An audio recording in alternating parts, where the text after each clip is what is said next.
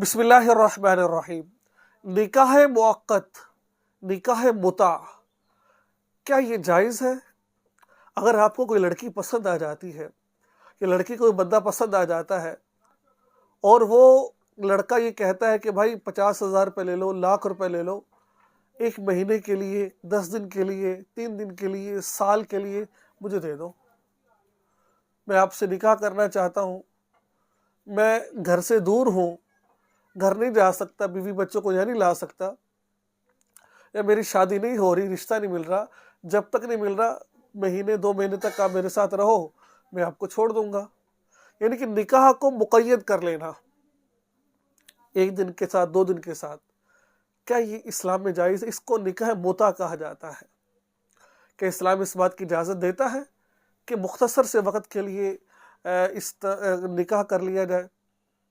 کوئی لڑکی پسند آ گئی ہے، اس سے کہو بھائی اتنے پیسے لے لو، مجھے اپنے سپرد کر دو، کیا جائز ہے؟ یہی ان تمام باتوں کے سوالات کے جوابات عقلی اور نقلی تمام انشاءاللہ آپ کے سامنے رکھوں گا۔ مجھے امید ہے کہ آپ کو بہت فائدہ ہوگا۔ دیکھیں، قرآن پاک کی ایک آیت ہے، فَمَسْتَمْتَعْتُمْ بِهِ مِنْهُنَّ فَآتُوهُنَّ أُجُورَهُنَّ فَرِيضَةً۔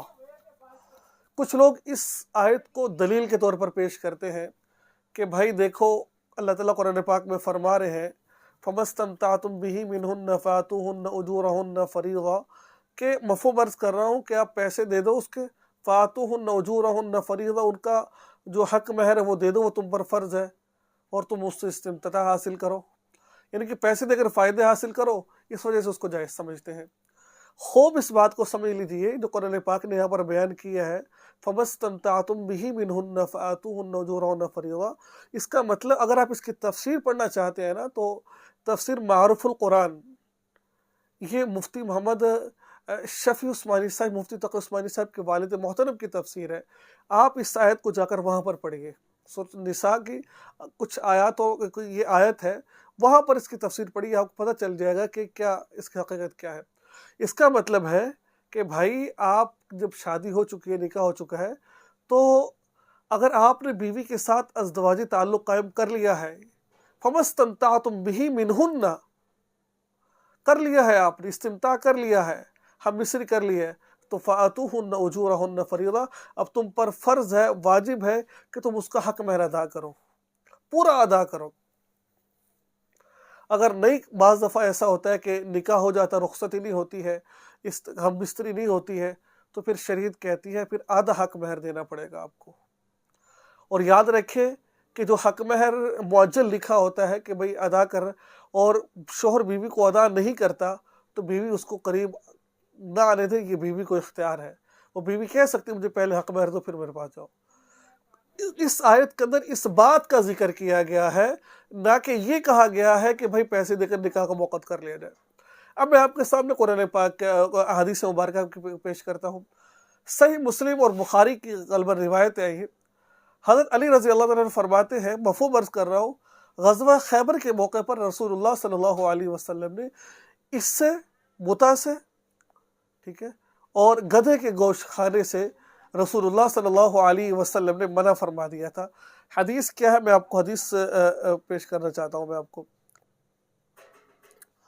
حضرت علی فرماتے ہیں رسول اللہ صلی اللہ علیہ وسلم نے غزوہ خیبر کے موقع پر عورتوں سے متع کرنے اور پالتو گدھوں کا گوشت کھانے سے منع فرمایا تھا، ٹھیک ہے۔ حضرت ابن عباس رضی اللہ تعالیٰ عنہ پہلے اس کو جائز سمجھتے تھے، حضرت علی کے سمجھانے پر انہوں نے اس سے منع کیا کہ بھائی یہ متع کرنا جائز نہیں ہے۔ کیوں؟ قرآن پاک میں اللہ فرماتے ہیں إِلَّا عَلَىٰ أَزْوَاجِهِمْ أَوْ مَا مَلَكَتْ أَيْمَانُهُمْ فَإِنَّهُمْ غَيْرُ مَلُومِينَ فَمَنِ ابْتَغَىٰ وَرَاءَ ذَٰلِكَ فَأُولَٰئِكَ هُمُ الْعَادُونَ۔ کیا فرمایا اللہ رب العزت نے کہ اگر تم فائدہ حاصل کرنا چاہتے ہو، خواہش پوری کرنا چاہتے ہو، 2 رستے ہیں، إِلَّا عَلَىٰ أَزْوَاجِهِمْ، بیوی، أَوْ مَا مَلَكَتْ أَيْمَانُهُمْ، باندھی، یہ 2 کے علاوہ آپ اپنی خواہش کو پورا نہیں کر سکتے آپ، تو چاہے وہ حکمن بیوی ہو چاہے شرن بیوی ہو، دونوں صورتوں میں آپ اس سے جو آپ نکاح اس کا چیز کا نام ہوتا ہے جو پرمنٹ۔ دیکھیں، اگر ہم یہ مان بھی لیں، میں نے آپ کو قرآن پاک کی آیت پیش کی ہے، پھر احادیث مبارکہ پیش کی ہے، اگر میں اب عقلی آپ کو دلیل دینا چاہتا ہوں، اگر ہم اس کو جائز سمجھ بھی لیں، تو بتائیں پھر عورت کا تو مقام ٹیشو پیپر کی طرح ہوا نا، کہ بھائی استعمال کیا، ہاتھ صاف کی اور پھینک دیا، عورت کی کیا عزت باقی رہے گی؟ عورت ذلیل ہوگی کہ اس کا مقام بڑھے گا؟ نہیں، عورت ذلیل ہو جائے گی۔ نکاح تو اس چیز کا نام ہے کہ ہمیشہ ہمیشہ کے لیے میاں بیوی کا مرنا ہو، وہ الگ بات ہے بعد میں ربا نہ ہو، تو قرآن اس کے بارے میں بھی کہتا ہے ٹھیک ہے اگر ربا نہیں ہو رہا طلاق دے دو۔ حدیث مبارکہ میں طلاق کے الفاظ جو سے طلاق کے مسائل کو بیان کیا گیا ہے، اگر ربا نہیں ہو رہا تو پھر ٹھیک ہے الگ الگ ہو جاؤ بھائی، پھر زبردستی نہیں ہمارے دین کے اندر۔ لیکن جب نکاح کر رہے ہو تو یہی نیت ہو، یہی ارادہ ہو کہ ہمیشہ کے لیے ساتھ رہنا ہے۔